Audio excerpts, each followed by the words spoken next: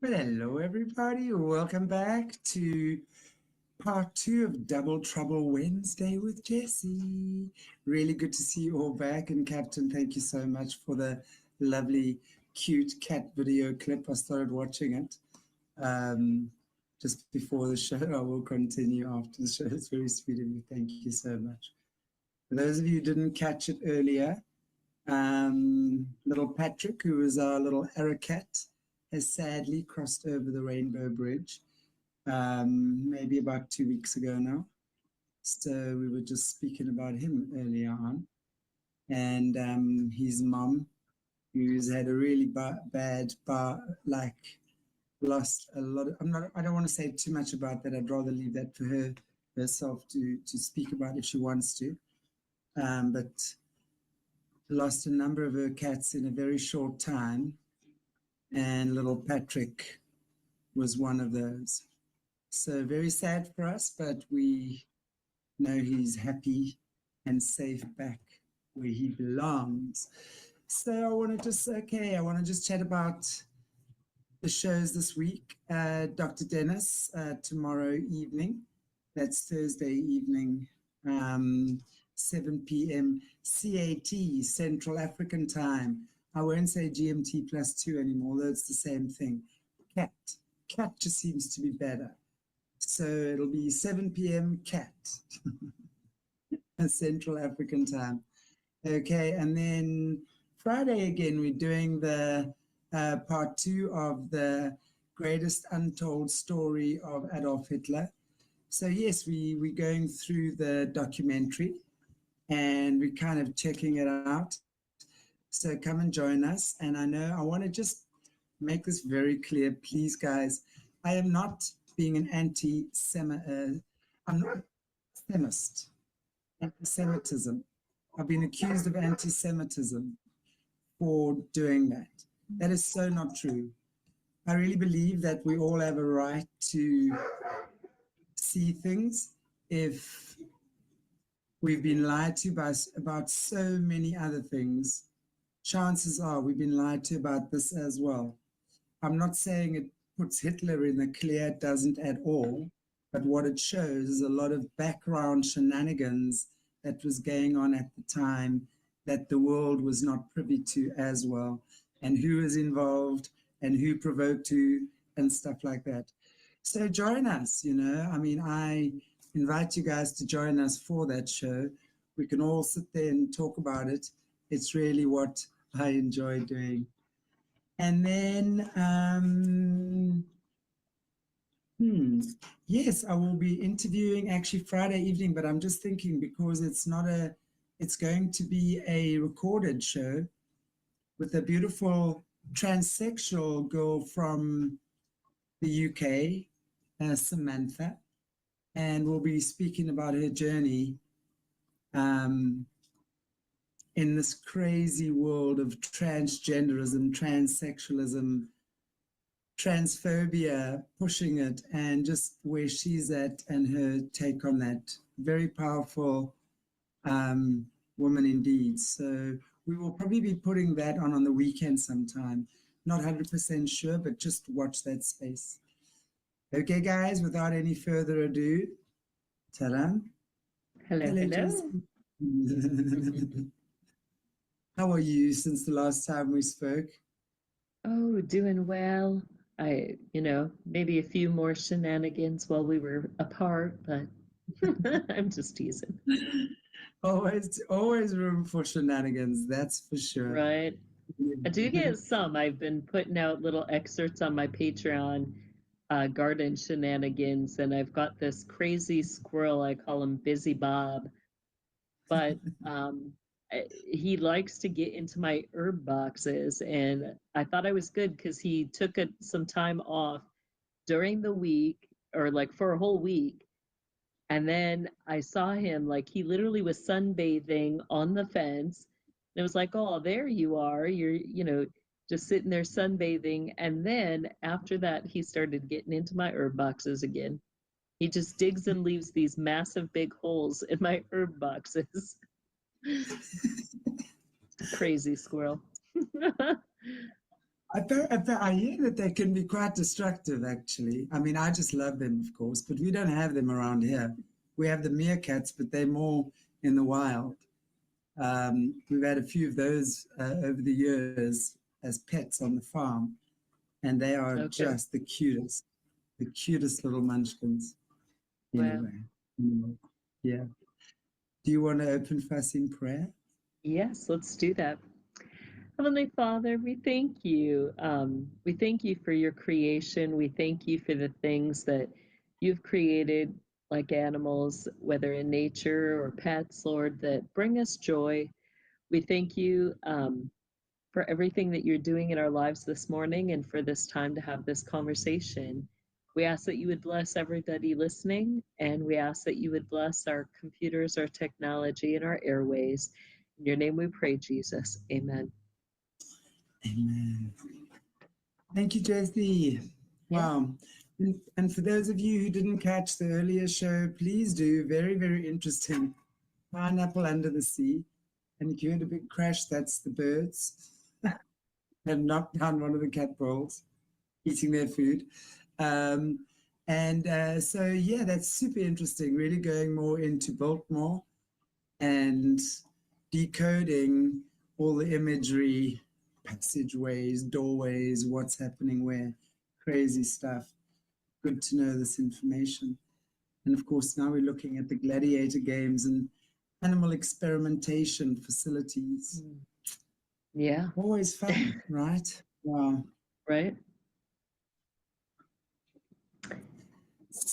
So I'm very interested just about the gladiator games, Jessie.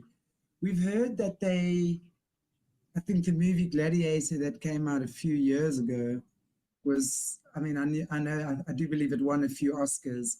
So I know the whole gladiator stuff came to the fore then. But you've mentioned before as well that they have like underground gladiator games. Mm-hmm. Maybe you can explain some of that to us as well. Yeah. So I want to talk first that, there's different types. First, you have, we've talked about the sovereign military order and how their top department, you get those that are known as protectors. So there will be, competitions, games that they'll have where they're competing for position, placement, jurisdictions, authorities within the sovereign military order. Then you have the games that are going to happen between children, hierarchy children that are being trained in the system. And those can be within their own, like your own circle groups, as well as they'll have different circle groups competing regionally, quadrantly. And then they'll have massive game events, where those children are fighting against one another. And then, that intersects with what they consider battles, which are more your witches battles. And then on top of that, you have, certain quadrant and regional areas where they host their own game events. And you get more like into what would be considered like a sports type thing where, it's not always necessarily going to include hierarchy, but you can have select hierarchy who are going to compete in these games. But you get like a buying, selling, and a trading of, of what I guess we'll call gladiators, those who are bred or trained to participate in these games and fights underground. Now, this is different than, your above ground fights. You're going to get certain, gangs or different groups that are going to have, territory wars. This is different, and this is overseen by your different quadrant and regional leaders, whether in the governmental side, the Brotherhood, or the sovereign military order. So that's kind of what we're getting into today. So I want to go ahead with the first picture. You know, what are the gladiator games?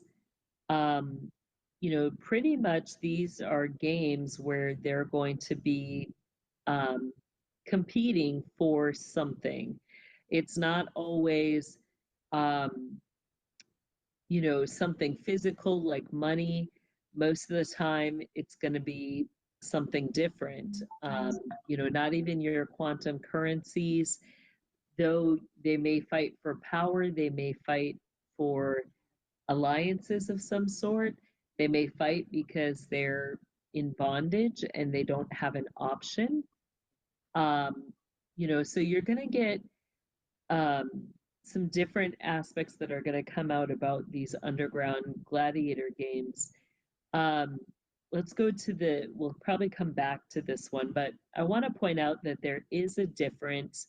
You know, what we kind of know as gladiator games, we see, you know, kind of like in that imagery of Rome with the Colosseum, you know, where there's trained individuals, skilled warriors, and, you know, and there can be that within these games, but also, you know, innocent victims, people that really are not trained to war, people that they want to just take out, you know, people that may have attempted to defect from the system, they may get thrown into these games.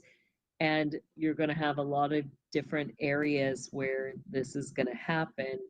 Some of the largest areas of underground games actually being connected to the undergrounds of different prisons. So that's important to note that, you know, the prison systems are often highly involved with these games, underground games. So are you saying then that they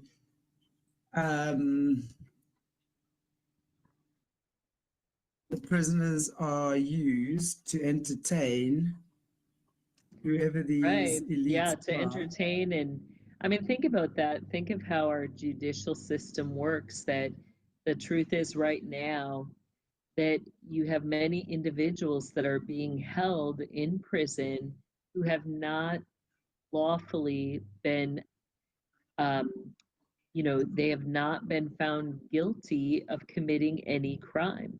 It's assumed, right? And their trials get put on hold, not just for like you know, a day or two or a week or two. We're talking years. Um, you know, some that I have been aware of were held still 4 years and no trial. And that whole time they're serving time and they haven't even been proven guilty yet. So think of how the system uses that, you know, that you've got all these people in holding. Um, you know, they have no way to let others know they're being, you know, monitored, they're being used, they're being tortured, abused, and, you know, they're in a situation where they just have to survive. That's the truth of it. So let's go ahead to the next pictures, but go ahead. So the gladiator games are different than witches battles. Your witches battles are more for the elite. Who are going to participate in those? You're going to have, you know, your mothers of darkness may choose to participate once in a while, but most of the time, your witches battles, like you're going to have a higher level and a lower level. Your higher level is going to include like your grand high priest and priestesses, or your high priests and priestesses. Maybe your sisters of light are going to join in, you know, and you're going to have with that, you know, those that come for those higher level battles are going to use the spiritual alliances that they have with demonic entities. They also can pull in familiar spirits, whether those are animal familials um, or spirits themselves. They can call in any alliance that they want in these battles. So they technically can call in other, wizards, sorceresses, whatever they can use at their disposal, they can pull in.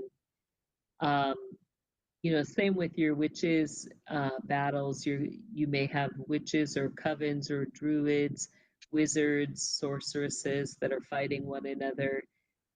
Usually it's for contracts or power and authority. And they're gonna, with those, usually you can get some nastier things, because one of the things that they'll do is to battle for contracts over lives of people that are in their quadrant or their region. And they'll do what's called like a soul deed or a soul contract. And they actually will buy and sell people who may not even like have lawfully or in any way given their life over to these covenants. So like one of the things the quadrant leaders will do sometimes is they'll just fill out one of these soul contracts, and it will be like for a Christian or somebody that that they're angry with in the system. And then you'll have the coven will just begin to target that person, may even bring that person into a position where they're kidnapping, they're torturing, and then releasing, just to scare that person from doing the things that they're trying to do. Sometimes they'll even be contracted to take that person out, and they'll torture them until they take them out. So those are some of the things, that's going to be more your witches battles versus your gladiator games. That is where the people involved in the games that are in the arena, they're going to, some of them will be bred for special skills. Some of them will be trained specifically. And then you have a whole nother class, those who are untrained, but they're going to be bred, many of them will be bred and trained. And what you'll have is you'll have elite people who are going to sponsor these gladiators. And it's almost like a game where they're going to come, they're going to watch, they're going to bet on who's going to be the winner. They're going to they can profit off of who wins. And so you can have a lot of people involved in these situations who are sponsoring the competitions. Go ahead to the next one. Both your gladiator games and your witches battles can take place in many different types of arenas. They do have actual arenas, which we'll get into here in a minute, but some of the other places, they can use any area or territory as an arena. So there's times that they'll mark out entire places to be that arena for that game. So like we talked about, Epstein Island is one of the places where they'll have games. So when they're hosting an event or a game, they're going to mark out or identify the borders, how far, territorially people are allowed to go. If there's any limiting factors in that, they're going to identify that when the game starts so that people know. Usually there'll be harsh things that they put up so that people can't necessarily cheat, but also so that people can't leave. Like once you're in the game, you're in it until somebody wins or until the battles are done. So, they'll put up things even that could lead to death if you try to cheat or get out or defect from it. So the territories for the arenas will be very defined. They can, be on islands, waterways. They can use different things. Like you have in the San Antonio areas, you have some interesting things that you'll notice if you go on the river walk there. And it's because they use that river walk as the arena. And you'll see like these, almost like your old Mayan hoops randomly way up in the air off of the buildings. All of that being part of the games, they can get extra points for energy or different things that there'll be like different objectives in the games. Sometimes they'll do, the games in actual pool areas, like Greenbrier Hotel. The whole hotel, including the pool, would be used for games. So they can actually use buildings. They've used psych wards as well as prisons for games. Usually those are going to be connected to night games. They can use houses, residences, like castles, mansions for the games. So you'll get these different areas that are used. Both can be above ground or underground. So go ahead to the next one. One of the largest arenas, where I experienced games for the protectors was at Neuschwanstein. They're in Germany. And I like this view because you can kind of see the depth, like the foundation, and under that, those areas is where they have that arena. And, they've got massive doors, wood doors that open up into that, and then just this big arena space where, the protectors are going to compete with one another. The arenas can include spiritual gates or temples of Artemis. So go ahead to the next one. So sometimes you'll see the arenas marked with the dome tops or with the triangle topper, like we see here. And that would be the above, like why I liked this picture is because it kind of shows like, above ground and then like there's something below ground or a step down.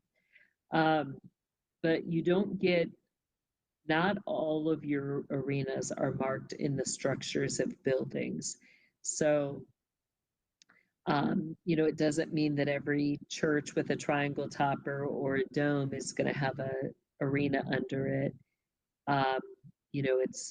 It's far and few that do, but your bigger arenas will be more rotated at a quadrant level. So, there's far less of those than, buildings that we see and stuff like that. So you get massive ones that they're going to regularly use throughout the generations because they just like those areas. Nothing special about them. It's just things that they're going to use. Usually there will be, for the majority of your arenas, because of the connection to elemental magic that's used in the witchcraft, usually they will pick areas that have a wide variety of different elements that can be used for any type of magic, whether that's fire, water, earth, or air. So, there are some things that they do look for, and, elemental uses of things that can be pulled out of those areas is something that's common for them to look for when they're choosing an area to build arenas. Go ahead to the next one. So another arena area where I experienced things, and I also wrote about a ritual that I experienced in this area, was in Jerash, Jordan, at the original Temple of Artemis. And there used to be a dome top on top of what you see is kind of looks like that Colosseum look. And this was the temple. It's common to have a temple nearby an arena that they built because they're going to, beyond just the games, there's going to be a sacrificial component to the games. So, you know, usually you'll have the sacrifices occurring before and after um, the games, and those that die in the games are considered part of that sacrifice and will be offered up on the altars.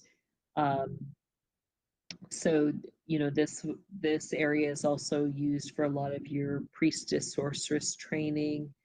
Um, so you'll get a lot of use of this area. Go to the next one. So this is the Colosseum there in Jerash, Jordan, and also where they held a huge ritual. Oh, do we have the one with the Colosseum or no? I might have forgot that one. That's all right. Go ahead back one. Then we'll so they have another area not far from this that looks more like your Roman Colosseum, like we were seeing earlier, where you have an area, you've got all these what looks like steps, but there's seating that go up around that area, and everything looks down into the game areas. So, as you can see, there's a lot of different ways that they can use that. Your arena areas are separate from, they can be used for different things. Maybe let's put it that way. You're going to have different layers to the games because of the training component, the raising up of warriors. So the games is actually when they're like having the competing, and it's for life or death. Out of these games, whoever is fighting, and sometimes you can have more than just two people, but you're going to have people that don't live, and each round in a game will always end with somebody dying, for the most part, whether that's, if you have two people battling that are high level assets and they don't want to lose, those people, they may allow those people to join up and take out an innocent instead. But either way, there has to be a death in all of that. And, it could be the death of an animal as well. So, they'll, that's part of just how that works. With, with the training, usually the training for these games, they'll have simulations. So they can use these areas as well for the simulation training, which just means it's like a practice run. And they will have simulation rooms. A lot of our US military bases have different simulation rooms that are used for the hierarchy children for training. I've talked about, like the NORAD area, Telluride area is another one where, we've discussed a little bit the simulation rooms, where it's like you go through a door, but that door leads you to another dimension or accesses another area through that, which they're going to use as a simulation. And they'll, continuously run different scenarios through there. Each time you run through that simulation, the simulation objectives and outcomes are going to get more intense, meaning that, you might think, oh, the last time I went through there, this is how, I know I'm going to run into something. I know there's going to be creatures that are going to try to kill me, and you try to plan for that. Um, but then the next time you go through, you're thinking the move to make, and they're going to do something to purposely um, cause you to have to make a different move. So, they'll use different forms of magic to accomplish that, where they're going to impact the scenario, whether that's through the environment, whether that's through elements that are in that environment, like your trees or your um, different animals or birds that may come in, or different mythical creatures. It could be, that pits, or all of a sudden the ground, which was firm, is not firm any longer, and you find yourself going through a portal to someplace you don't know.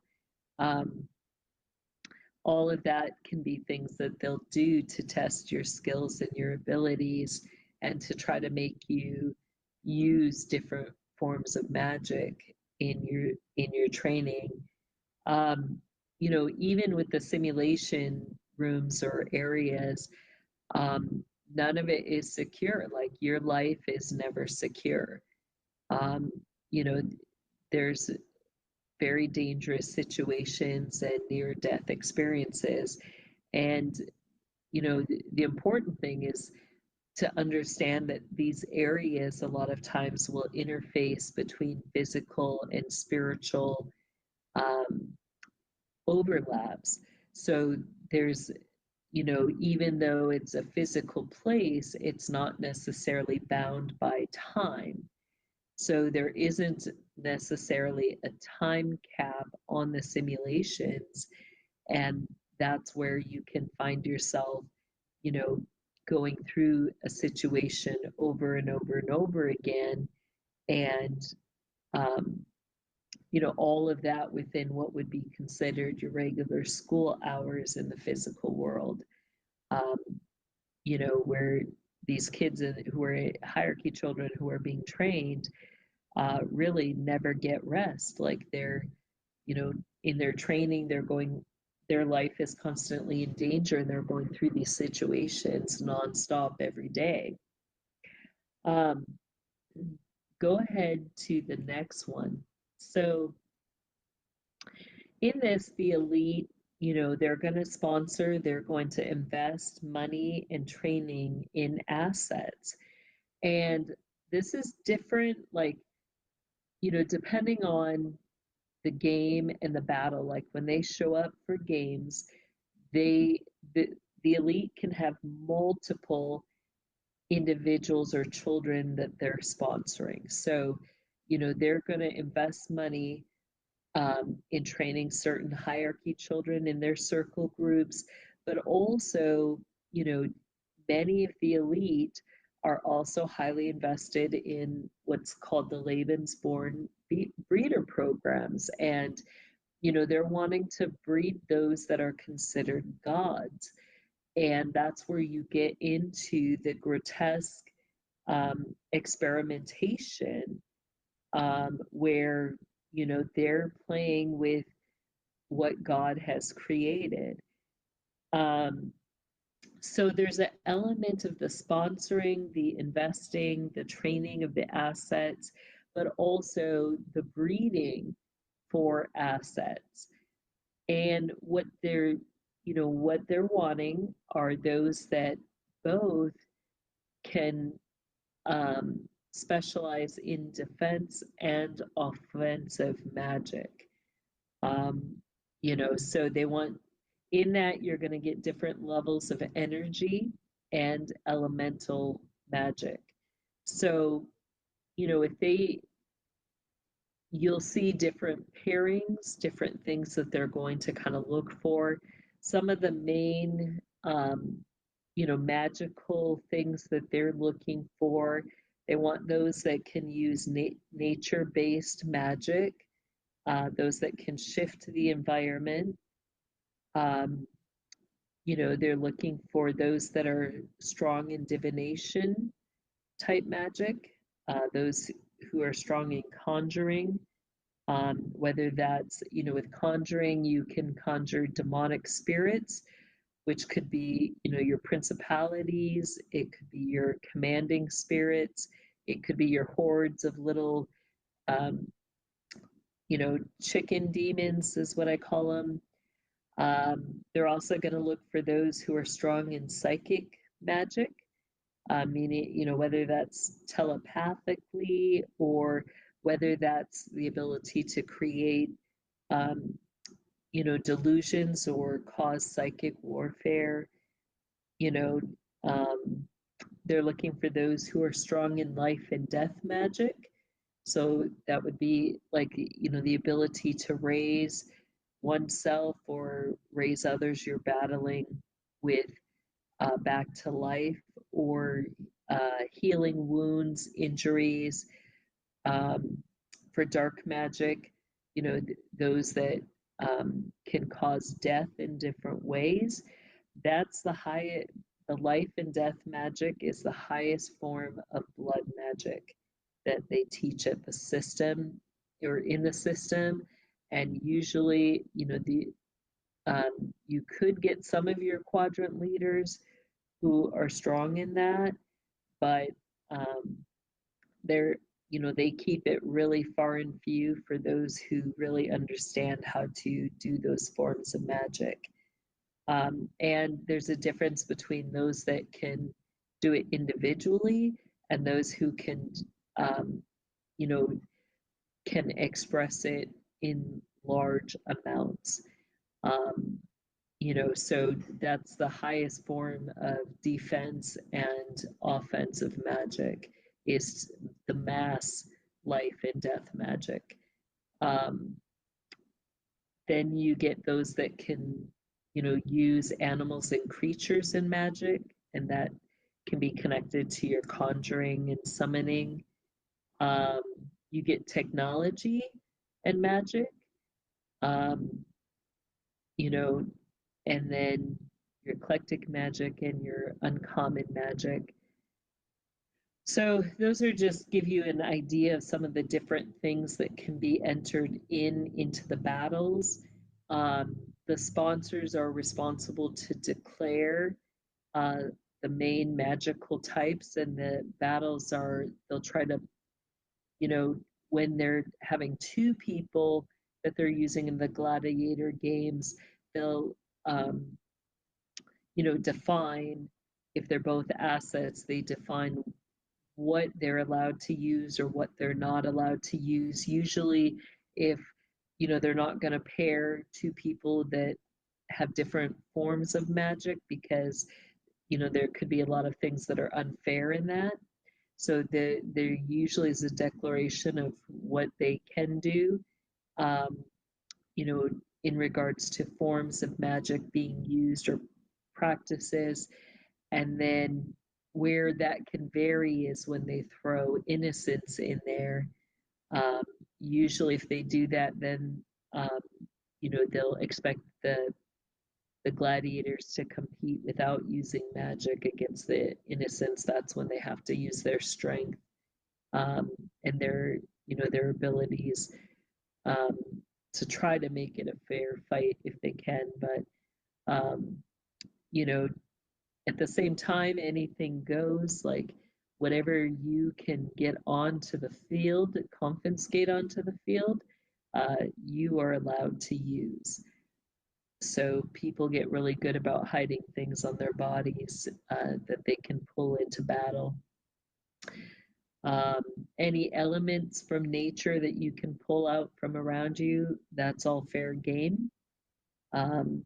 So, there's not a, even though I'm saying they've got rules, there's a lot of openness in the rules for these games.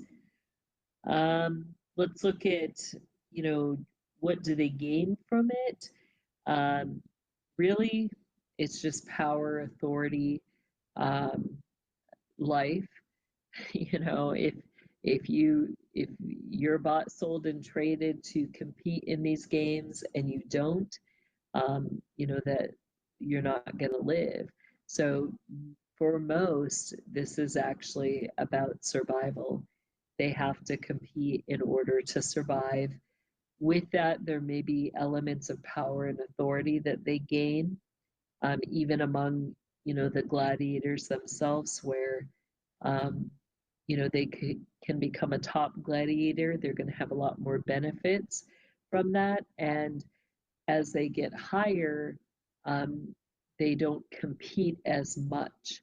So, it affords them a break if they win a whole bunch of battles in concession. So let's go ahead to the next one. So this, let's get into the breeding a little bit, and we'll next week we'll be getting a little bit more into some of the islands and the connection with some of those islands with different specialty breeder programs. So many of your islands are going to have different facilities that they'll classify as animal sanctuaries, animal reserves, or you will have outright different forms of animal biotech labs or facilities where that's the cover, that they're doing different animal experimentation, but really they're using it for something more than that. You get these massive underground facilities where they're doing experimentations and breeding things that they're then going to say are not even human. And I would watch this, and this is the sad truth of those at the highest levels of the system. They have no regard for life. They'll watch all these children being born in the breeder programs, and you'll have the mothers come in. Sometimes your quadrant leaders will be assigned to certain areas. They'll be impregnating girls during the spring or the fall equinoxes, and then during the opposite is when they're going to induce mass labors and deliver all those girls within a same period of time so that they can dispose of, buy, sell, or trade, infant body parts, or, ritually sacrifice all those infants together. And, in that, you're going to have different programs where, they're going to be playing psychological games with the girls. Their orgies and things that they do are not just with humans. On the openscrollcalendar.com/satanic holidays, we see that, they have sexual revels, which are orgies, and they have demonic revels, which means that they're not just having sex with one another or with children, they're having sex with demons as well as bestiality. And so you have that component in this as well, that, in those demonic revels, they're going to tell girls that they've been impregnated by demons. And then there's going to be times or periods where they're going to block out memories. They're going to do things to infants in the wombs as part of the experiments. And I've talked about that before. We've talked about how, I witnessed them remove body parts and put animal, like pig parts, on an infant in the womb. And then when that infant was born, they had told the girl that it was demonic. And when that child is born, what is it treated like? It's treated like it's a demonic, right? And so, they'll do things like just look at an infant and declare it has no soul, and therefore now it's expendable. It's something to be wasted or thrown into, one of their sick areas or programs, whoever's paying the most amount of money, or wherever things are needed is where they may do it, put that infant. But from the time that it's born, it's know nothing but being tortured and traumatized, and not receiving any love, nothing but rejection. And that's how a lot of some of the specialty warriors for these gladiator games are created. They are specifically bred.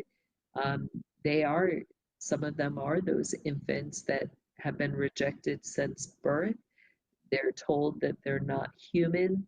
They've got unique things about them, and they're just still going to be expendable, something that the system uses and profits and makes money off of. So this is a picture of Plum Island, one of the areas where they have underground facilities where they're creating these elite gladiators that they're gonna buy, sell, and trade on the black market to the elite to participate in these games. You also have, go ahead to the next one, another big facility is off of Jackal Island. Now, which is worse? That's the hard thing. It's like, I guess you just get different things. Jackal Island more focuses on, I guess, what we classify as your water type, or things that are going to be connected to water. So more like your reptilian, your dragons, your, creatures that fall into that line. And your Jackal Island is going to be connected to supplying some of the creatures that are going to be used for battle, both out of your Carderock Naval War Center, and as well as out of your Palisades areas in California there, and then also connected to your secondary training base for the Western Quadrant, which is going to be your Coronado base. Water creatures, things connected to hell or Hades, maybe that's a good way to describe Jackal Island. And the creatures coming out of there. But again, it's hard to say one is more worse than the other. Go back to the Plum Island. So words that I could use to describe, the creatures coming out of Plum Island. First, you have an element of creatures that are very brilliant. Some of these facilities actually have, these hybrids that are considered non-human, that best described, it's like you have animals with person characteristics that make it feel like you're very much not on the earth plane anymore. So Plum Island is known for such creatures, but rodents, massive sized rodents that are considered scientists. NORAD, you've got your chimpanzees, your primates that are given the role of scientist in some ways, and they'll be known by their different coats. In the programming, some of the coats, the colored coats, can go with their names, and that's how they'll code the different types of programs that those scientists or programmers work on. So you'll have like Dr. White, Dr. Green, Dr. Blue. So in in Plum Island, you have the massive rats, a book that would be kind of give you an idea of what those rats or rodents are like as scientists would be the books of NIMH, where you get Miss Frisbee and the Rats of Nim and the Secrets of Nim. So a lot of that is modeled, and again, they're going to connect a lot of these facilities to what's considered classic literature, because if kids start talking about things that they've seen, they want to make it look like it's just all normal, or like the kids were reading certain books or having certain books read to them, and that becomes the cover as to why the children start talking about these rodents that are, talking to them, and scientists and doing training, stuff like that. So you get your Rats of Nim and stuff, and your smart mice out of this area, but it doesn't mean that they're nice. They're really not nice. And the experiences that children have in these facilities are really, don't even classify as nightmares, because it's pretty much like just being in a horror movie. The experiment stuff that they do there is just atrocious. And if I were to leave it as simply as I could, without getting into too bad of stuff, the experiments are done while people are alive, and there aren't medications that are given, no pain relief. A lot of times people are paralyzed, and that's how they control them in these experiments, paralyzed and then tortured and horrifically experimented on by creatures. And if they live, their stories are not even believed, because nobody believes, that there could be such a thing as these, rodents or creatures that, one, can talk, two, have a measure of brilliance or intelligence, where they can even run, facilities, and run programs, projects, and experiments. And because they're not human, or classified as human, this is part of how our U.S. military and has been able to get funding for different projects or programs. They don't have to, technically it's not part of the human departments, therefore there is no auditing, and they can still get all this funding, and it doesn't have to be documented or tracked, and there doesn't have to be any reporting of the experiments that are going on below the scenes in any of this. So yeah. So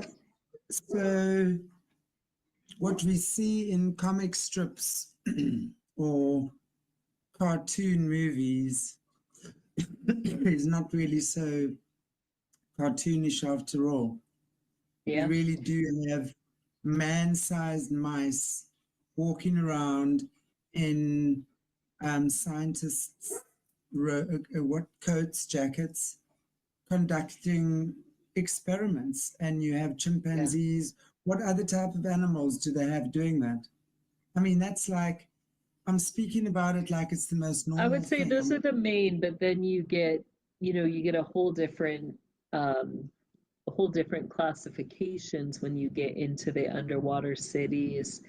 That's where you're going to get more of what's considered your mythical or extinct creatures. But those are the majority of what you'll see, the rodents, the primates, that are used through those programs. you know, Who are they or special experimenting hybrid on? creatures. So are they like humans and things? Because I can't help but wonder and think, well, if you think about what happens in our sort of animal testing laboratories here, humans have absolutely no compassion for a lab rat or a chimpanzee or a chicken or a dog having to inhale. Right. Cats are used too, like your cheetahs, your panthers, your different, like if you think of series, like old series, He-Man was one where you see some of the different creatures, or you see, you know, mummies. They can use um, different things, like, you know, in He-Man you saw some of that stuff. Your GI Joe, you see the gorilla warrior. um, so you get different classifications that they attempt to breed. um, you know, some of it is the breeding. Other parts, another way they can do it is through the changeling spirits. So you get, you know, kind of like your werewolf, vampire, changeling spirits that could change people into cats. Um, that's where you get your cat warriors from. So, you know, you're going to get different representations based on what the contracts, what the authorities, what the spiritual powers are in connection to, um, you know, that entity or being. Do they actually take like humans in there as well? Because I'm like sort of thinking, is it kind of like reverse of what we're doing here? Is it the inverted version of what we're doing here on 3D, call it, where we are horrifically experimenting on animals, and maybe on other dimensions, they are experimenting on us? I mean, right? Well, that's what I was saying, is that in that area they do experiment on people. So like So you it's do not get just, you do get the horrific experimenting on people, and they don't give pain meds. They'll, okay. you know, paralyze them, and they'll do their experimentations. They'll have these creatures experimenting on them, and, you know, Where do doing these people stuff. come from? Where do the humans come from? Do they breed them, or do they capture them? Do they kidnap them? Where do they come from? Yeah, it can be anything, or it can be defectors. You know, it can be a hierarchy, children that they're doing stuff on.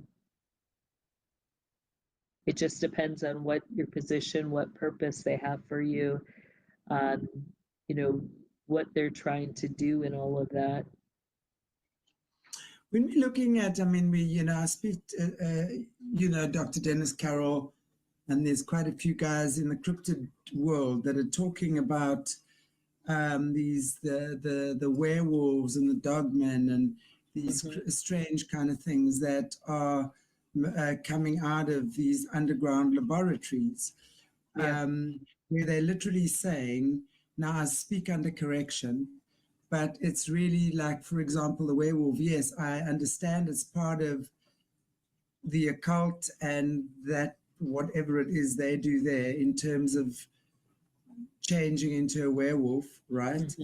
I understand they use as protectors, but I'm wondering if these guys go through any genetic or DNA changes in these laboratories that they actually physically undergo the shape shifting.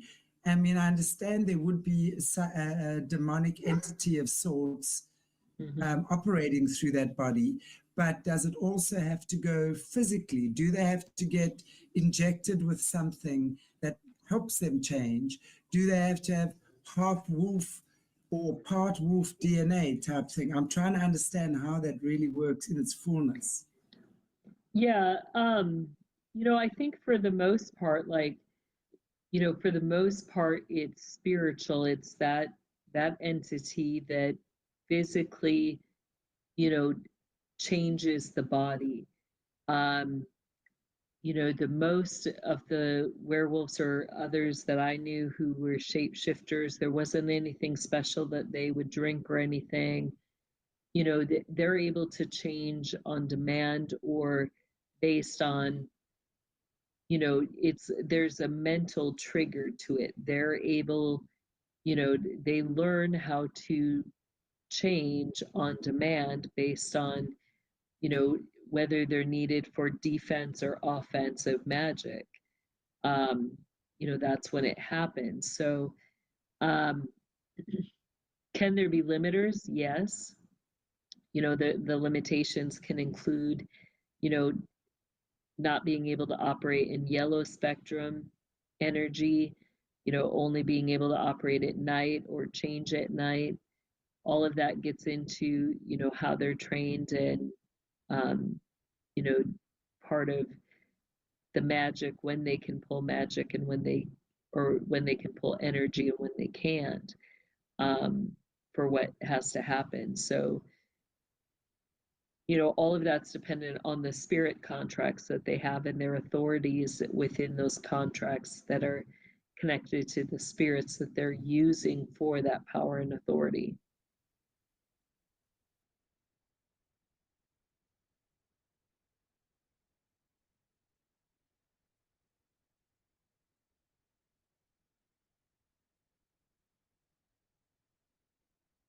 Yeah. So those were just some of the pictures of the books that I was referencing. You've got the Miss Frisbee and the Rats of Nim, and then the Secrets of Nim is the last book there. But that would kind of give you some interesting thoughts and ideas behind the Plum Island area. That's just hideous. That's just hideous. Goodness me. Wow.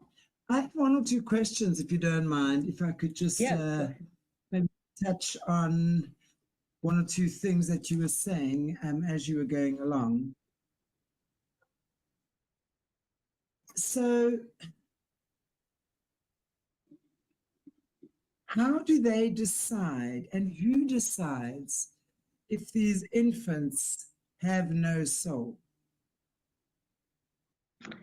You have the mothers as well as some of your grand high priest or priestesses, and you have those specifically, like that's part of their job, is to see if that child has a soul or not, and to declare if that child has a soul or not.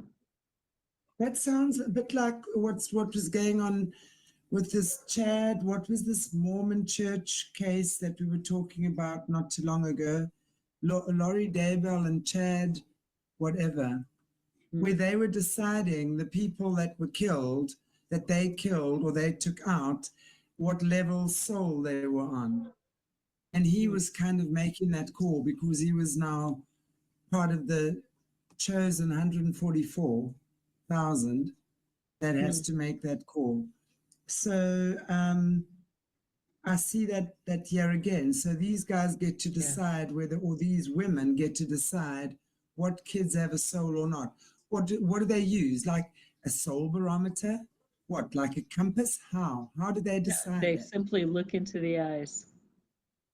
Oh, they look into the eyes and then they decide, because they generally soulless, right? So they're probably going to take out the ones with souls, right? And say the ones with souls are soulless. Yeah. Because if you as a soulless being, because I'm sorry, when you are doing that to another being, you do not have God's soul alive and active in your body. You've got some kind of hitchhiker that's taken over you. I think it's a way of binding. They bind the soul when they make that declaration. You know, keeping that person from the fully expressing themselves through their spirit and their body together. So I think it's a way of binding the soul when they do that. In other words, total narcissistic manipulation at the ultimate degree. Right. Well, the whole purpose behind it is so that, you know, they believe they have the authority to choose, you know, who lives and who dies. Right, of course they do. How silly of me. Yeah. I forgot, sorry. They really don't. That's God's job, but hey, Oh, man. they believe Okay, that they so, have that right, you know? okay, so going back to what you were talking about in these gladiator fights, the innocence. Explain that. I'm not sure it's going to be a pleasant topic to listen to, but when you say there are these two hierarchy, high-level people having gladiator games against each other, and as we know, gladiator games is a fight till the death. So neither one of them wants to die, so sacrifice has to come in, an innocent. Now, firstly, how do you, or what makes them an innocent? So how would they be, who would Because it's classify just them? a random person, somebody So it's who, not, you know, okay. they're not necessarily, they're not hierarchy, they're not trained or bred for that. They could be, you know, a random person at a gas station that they literally throw into the battle, that they've kidnapped, throw in, and now that person finds themselves fighting for their lives. And, you know, that's part of the kick they get in it because, you know, sometimes that person can do a whole bunch more than they were, you know, betting on.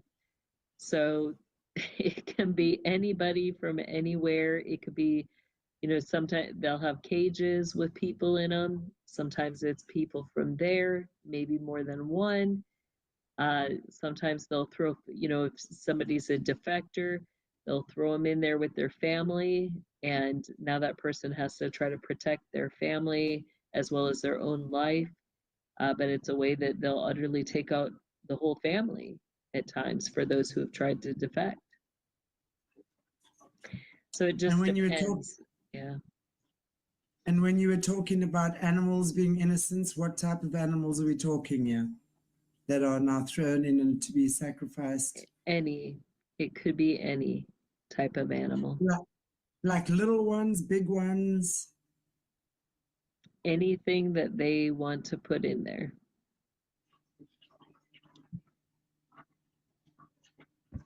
That's just insane. Yeah.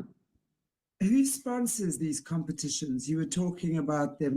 Usually you're going to have an element to your quadrant leaders and above. So your quadrant leaders, councilmen, your mothers of darkness, they all will have individuals that they're going to have that they sponsor. It doesn't mean every single councilman or every single quadrant leader does, but it's highly likely that they do at some extent. You know, whether people they're training up underneath them in their quadrant or region, you know.